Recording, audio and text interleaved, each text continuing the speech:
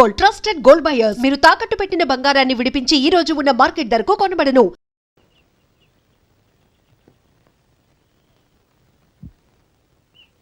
చూడండి, మీ గురించి ఇప్పటి వరకు ఎన్నెన్నో కళ్ళు కన్నాను, కానీ మిమ్మల్ని చూస్తే వేరే లోకంలో ఉన్నట్టు కనిపిస్తున్నారు.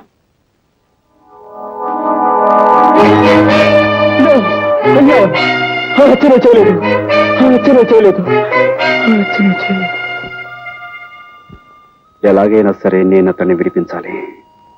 ఓహో, చూడండి, ఈ పోలీస్ కాలనీలో మీ హరికథలు విన్నవారంతా మీ భక్తురాళ్ళు. మీకు ఎవరు సహాయం కావాలన్నా మేమందరం. వాళ్ళెవరి సహాయం నాకు అక్కర్లేదు, నాకు నీ సహాయం కావాలి.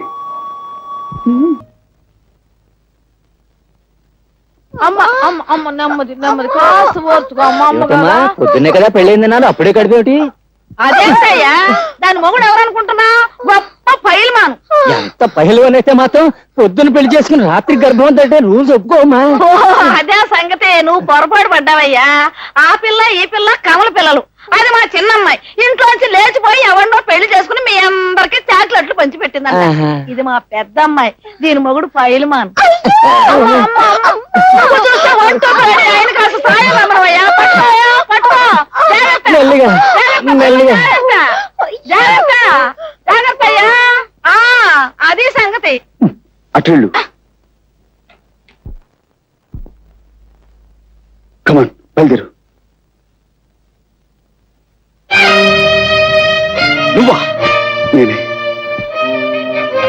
ఆ రోజు కోర్టులో దొంగసాక్ష్యం చెప్పి నిన్ను నేరస్తుని చేసింది నేనే. నువ్వు నా చెల్లెలు భర్త అని ఆలస్యంగా తెలిసింది. నా తప్పు నేను తెలుసుకున్నాను. నువ్వు నిర్దోషువని, నీకు ఈ నేరానికి ఎలాంటి సంబంధం లేదని నేను నిరూపిస్తాను. అందులో నేను విడిపించి తీసుకెళ్తాను. ప్లీజ్ నాతో రా. ఆ రోజు కోర్టులో గుండెలు బాదుకుంటూ దొంగ ఏడుపులు ఏడుస్తూ నన్ను నేరస్తుని చేయడాన్ని వాడి నాటకం కంటే ఇదేం గొప్ప నాటకం కాదు. నీ కట్టుకథలు కట్టిపెట్టి వెళ్ళి నుంచి. ప్లీజ్, నా తప్పు ఒప్పుకుంటున్నాను, అందుకే క్షమించమని అడుగుతున్నాను. ప్లీజ్ నాతో రా. కసాయి వాడి వెనుక గొర్రెలా నీ వెంట అనుసరించిన కంటే సంతోషంగా ఉరికమ్మ ఎక్కడానికే సిద్ధంగా ఉన్నాను. మర్యాదగా వెళ్ళి నుంచి. ప్లీజ్ ఆవేశపడకు. తలుపేసుందేమిటి?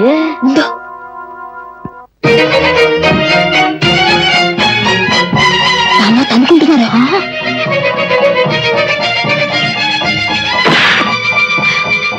అమ్మో, నడుస్తుంది కదా.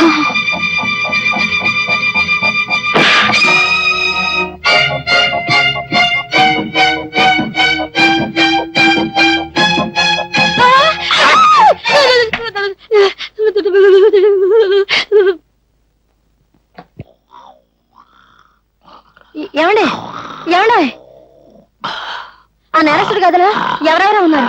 తలుపులు వేసొచ్చాను, తొందరగా రండి. ఆ నేరస్తుడు గదిలో ఎవరెవరో ఉన్నారు. తలుపులు వేసొచ్చాను, తొందరగా రండి. అయ్యో,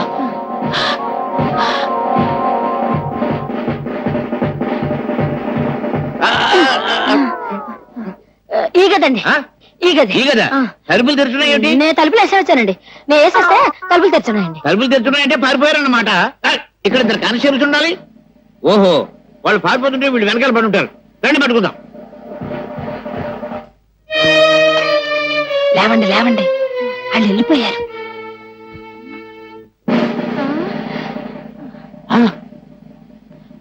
అమ్మయ్య, బతికే ఉన్నారండి. కుట్టేసి పారిపోయి ఉంటారు. నా కొంప మీదకి వచ్చేసింది బాబు.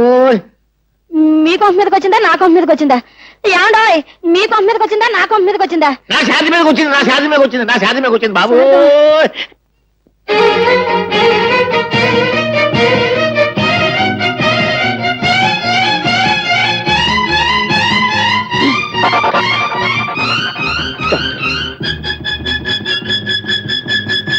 మీరు అదేనండి, ఉదయం మీకు కనిపించే కొత్త దంపతులం అండి, మా అత్తయ్య గారండి. నైట్ డ్యూటీ స్టాఫ్ కూడా చాక్లెట్ ఇద్దామని వచ్చామండి. అందరికి ఇచ్చారా? హాయ్. సరే, థ్యాంక్స్ అండి. థ్యాంక్స్ అండి. Good night sister.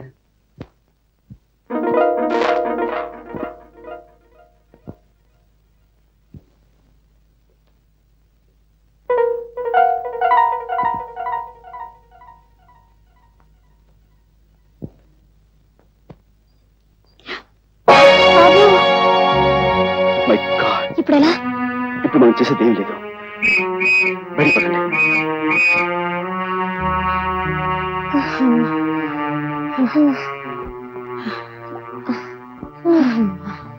వేసిన ప్లాను చేసిన రిస్క్ అంతా వృధా అయిపోయింది కదా. అతను నన్ను నమ్మకపోవడంతో వచ్చిన ప్రమాదం ఇది. నేను చెప్పింది నమ్మకుండా మనమేదో అపకారం చేసేవాళ్ళమని అతను తప్పించుకున్నాడు. ఈసారి అతను మళ్ళీ పోలీసులకు దొరికితే అతనితో మాట్లాడే అవకాశం కూడా ఉండదేమో.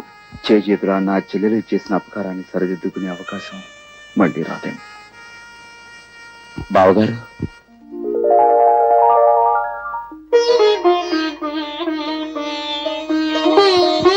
నిజంగానే మీరు అపకారం చేసే మనిషి అనుకున్నాను, కానీ సావిత్రి అన్నయ్యని ఇప్పుడు అర్థమైంది. విషయాలని తర్వాత మాట్లాడుకుందాం. ముందుకు వెళ్ళిపోతే పదండి. ఆ కారు నన్ను కాదుగా అయ్యా. మనకు అసలు కారు లేదు. సరే పదండి. సార్, హాస్పిటల్లో మన కస్టడీలో ఉన్న రామారావు పారిపోయాడు సార్. వాట్? పారిపోయాడా? అదెలా జరిగింది? రామారావుకు వ్యతిరేకంగా సాక్ష్యం చెప్పిన రాజయ్య అతను తప్పించేశాడని ఇన్స్పెక్టర్ లింగం గారు అంటున్నారు సార్. రాజా సాక్ష్యం చెప్పిన రాజా. బాబు సోడా ఉంటాయి లేదండి. 10 రూపాయల కిలో లేదా? అమ్మా నీ దగ్గర ఏమైనా ఉందా? లేదండి.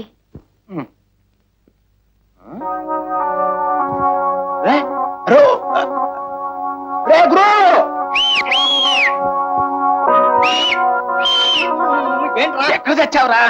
అలా చూడు. బాగుందిరా. సరిగ్గా చూడు. ఎవరో కాదురా, మన బాస్ చెల్లెలు సావిత్రిరా. నన్ను ఎలాగైనా పట్టుకోవాలి.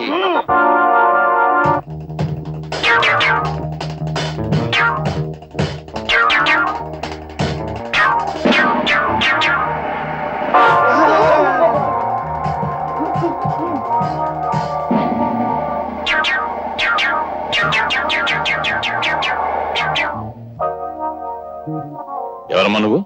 అటు చూడండి, రౌడీలు వెంటబడుతున్నారు. నన్ను రక్షించండి. రౌడీలా? భయపడకు, నువ్వెక్కడికి వెళ్ళాలో అక్కడే దింపుతాను రా. పర్వాలేదు రా అమ్మా, రా. నువ్వెవరి తాలూకమ్మా? మాది ఈ ఊరు కాదండి. మా ఆయన ఉద్యోగం కోసం ఈ ఊరు వస్తే ఆయన మీద ఎవరో దుర్మార్గులు కూనీ కేసు పెట్టి జైలుకి పంపించారండి. కూనీ కేసా? అవునండి, మా వారు ఈయనేనండి. చూడండి, ఆయన మొహం చూస్తే ఎవరికైనా అపకారం చేసే మనిషిలా కనిపిస్తున్నారా? ఎవరో దుర్మార్గులు కావాలని పన్నాగం పన్ని మా ఆయన జైలుకి పంపించారండి. మా ఆయన ఇప్పుడు మీ పోలీసుల దగ్గరే ఉన్నారు కదండి, ఒక్కసారి ఆయన చూపించరు? అలాగేనమ్మా. మా అన్నయ్య ఈ ఊళ్ళోనే ఉద్యోగం చేస్తున్నాడండి, కానీ ఎక్కడ చేస్తున్నాడో తెలీదు. మా అన్నయ్యకి ఈ విషయం తెలిస్తే మా ఆయన నిర్దోషం నిరూపించి వెంటనే విడిపించేస్తాడండి. మీ అన్నయ్య పేరు రాజాయనా? అవునండి. మీకెలా తెలుసు? తెలుసు. మీ ఆయన్ని తప్పించాడని విన్నప్పుడే రాజాకి రామారావుకి ఏదో బంధుత్వం ఉందని ఊహించాను. హాస్పిటల్లోంచి హంతకుడు తప్పించుకోవడానికి నీ అసమర్థతే కారణమని నిరూపణ అయింది. కాబట్టి నేను ఎస్ఐ పోస్ట్ నుంచి కానిస్టేబుల్ పోస్టుకి రివర్ట్ చేయమని ఎస్పీ గారు ఆర్డర్స్ వేశారు. అన్యాయం సార్, అక్రమం సార్. అమ్మాయి పెళ్లి చేయలేదు సార్, ఇంకాను నిమ్మతో అడ్వాన్స్ కూడా ఇచ్చాను సార్.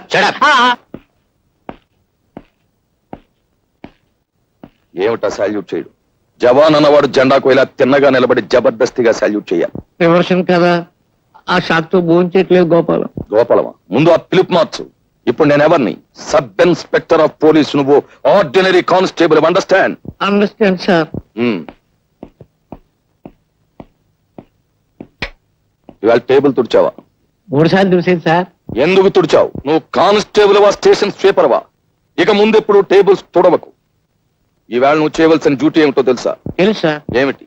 మీ ఇంటికి వెళ్ళడం, బట్టలు ఉతకడం, ఇస్త్రీ చేయడం, తర్వాత మార్కెట్కి వెళ్ళి బజార్ చేసుకురావటం. నార్మై. ఇలాంటి తప్పుడు పనులు నువ్వు చేసినట్టే నేను చేస్తాను అనుకున్నావా? నా సబార్డినేట్స్ కి ఎప్పుడు ఇలాంటి వెధవ పనులు నేను చెప్పను. అయితే మార్కెట్కి వెళ్ళి బీట్కి ఏమంటారు సార్? వచ్చే పోయే వాళ్ళని ఆపేసి లంచాలు గిల్లేద్దామనా? అసలు నువ్వు సబ్ ఇన్స్పెక్టర్ అయిన నాటి నుంచి లెఫ్ట్ రైట్లే మర్చిపోయావు. ఓసారి నీ రైట్ హ్యాండ్ చూపించు. అది రైట్ హ్యాండా? చేయించు. మన స్టేషన్ కి ఎదురుగా ఏముంది? 7 ఎకరాల మైదానం ఉంది సార్. ఆ మైదానంలోకి వెళ్ళి నువ్వు సాయంకాలం వరకు లెఫ్ట్ రైట్ కొట్టు. ఎండలు మండిపోతున్నాయి సార్. కూడా నన్ను గొడుగు పట్టు తిరగమంటావా? Do and die. గో.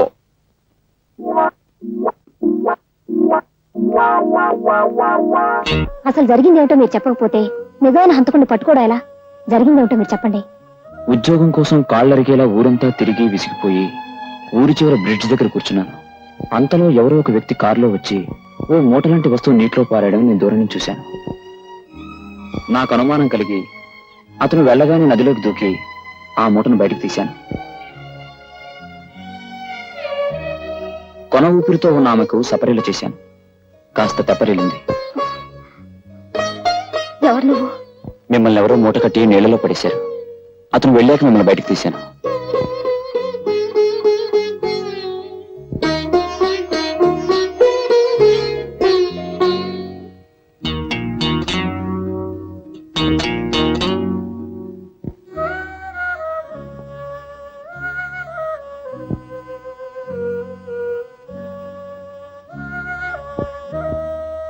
మీరు నాకు ప్రాణదానం చేశారు.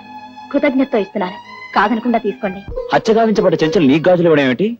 నువ్వే ఆ గాజుల కోసం ఆవిడ హత్య చేసి నదిలో పారేసావన్నారు. అంతవరకు నాకు తెలియదు ఆ చెంచలు హత్య చేయబడిందని. అంటే నువ్వు రక్షించిన తర్వాత ఆ చెంచల్ని మళ్ళీ ఎవరో హత్య చేసి నదిలో పారేస్తారన్నమాట. ఇతను రక్షించిన సంగతి ఆ మూట కట్టి పడేసిన వ్యక్తికి తెలిసి అతనే మళ్ళీ చంపుండాలి. అతనే చంపాడో లేక మరెవరైనా చంపారో తెలుసుకోవాలంటే మనం ఎస్ఐ లింగాన్ని కలుసుకోవాలి. లింగమా? ఎందుకు? ఈ కేసు ఇతని మీద బనాయించింది, నాతో తప్పుడు సాక్ష్యం చెప్పించింది ఆ లింగం గారే. కమాన్. ఆ విషయం నాకు వదిలేండి. మా నాన్నకు పెద్ద కిరికిరి తప్ప ఎలా వాయిస్తారో చూడండి. నాన్న నాన్న నాన్న, కత్తితో పొడుచుకుంటే తొందరగా చచ్చిపోతారా? ఉరేసుకుంటే తొందరగా చచ్చిపోతారా? విషం మింగితే తొందరగా చచ్చిపోతారా? ఉరేసుకుంటేనే తొందరగా చచ్చిపోతారు కానీ ఇప్పుడు ఏమొచ్చింది? అయితే నేను ఊరేసుకుని చచ్చిపోతాను. ఏమిటది? ఎందుకు? ఎందుక? నా కర్మ కాలి. ఊళ్ళో వాళ్ళంతా నేను అడ్డమైన తిట్లు తిడతా ఉంటే ఆ తిట్లు వింటూ బ్రతికే కన్నా ఊరేసుకుని చచ్చిపోయాను. ఇదిగో ఇలా చూడు, దెబ్బలు తినకుండా దొంగతనం తిట్లు పడకుండా పోలీస్ పని చేయడం చాలా కష్టం అమ్మా. అయినా ఏ గాడిద నిన్ను ఇప్పుడు తిట్టింది? ఊళ్ళో వాళ్ళందరూ అనుకుంటున్నారు చెట్టంత ఉద్యోగం పీకి పారేసి పిట్టంత ఉద్యోగం. నువ్వు కైడే కాలతో సావాసం చేయబట్టే మనకి కష్టాలు వచ్చాయి. వాళ్ళు మనకంటే చిన్నవాళ్ళమ్మా. వాళ్ళతోటి మనం కలిసి ఉన్నప్పుడు మనం బాగానే ఉన్నాం. మనకంటే పెద్దవాళ్ళ ప్రాపకం కోసం మనం ప్రయత్నించినప్పుడే ఇదిగో ఈ విధంగా అయిపోయింది మన బ్రతుకు. ఎవరో పెద్దాళ్ళు? అమ్మో చెప్పకూడదు. నువ్వు చెప్పకపోతే నేను ఊరేసుకుంటా. ఏమిటమ్మా అది? నా చేతికి 10,000 ఇచ్చి ఎవడో ఒకరి మీద కేసు బనాయించమని చెప్పింది మా ఎస్పీ దొరగారే. ఎస్పీ గారా, ఆశ్చర్యంగా ఉంది. మా బావ మీద అతనెందుకు కక్ష కట్టాడబ్బా? కక్ష లేదు, నా బొందా లేదు. అసలు ఆ శశిపడ కుర్రోడు ఎవరో ఎస్పీ గారికి ఇంతవరకు తెలియదు. చెంచల లేదాన్ని చంపింది ఎస్పీ గారు అల్లుడు. ఆయన్ని సేవ్ చేయడం కోసం ఒక అడ్రస్ మనిషిని తీసుకురమ్మని అంటే చెంచల తాలూకు గాజులమ్ముతున్న ఈ కుర్రోని పట్టుకు తీసుకొచ్చాం. కేసు ఈయన మీద బనాయించాం. మన ఇంట్లో అద్దుకుంటున్న మాయల బకీరు వీడు బావబామూర్తుల సంగతి తెలియక ఈ కిరికిరి అన్ని జరిగింది.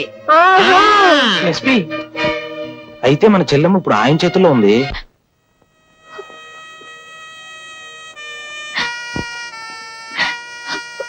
నువ్వు మళ్ళీ ఏడుస్తున్నావా? మా ఆయన చూపిస్తామన్నారు, ఇంతవరకు చూపించలేదు. మా అన్నయ్యని వెతికిస్తామన్నారు, ఇంతవరకు లేదు. తను పంపించేయండి, వెళ్ళిపోతాను. ఏడవకమ్మా, నీ కోరికలు తీర్చాలనే మా డిపార్ట్మెంట్ అంతా ఆ పని మీదే ఉన్నారు. సర్లేండి, ఇప్పటికి 1,00,000 సార్లు అన్నారన్నమాట. And for more videos, Please subscribe to iDream. Please subscribe to iDream. Please subscribe iDream. And please subscribe to iDream. For more videos, subscribe to iDream. please like, share and subscribe to the channel. Congratulations, iDream. Subscribe to iDream. Subscribe to iDream. So subscribe to iDream Media. iDream ki iDream team andarki huge congratulations. Please subscribe iDream Media. Please subscribe to iDream. Subscribe iDream.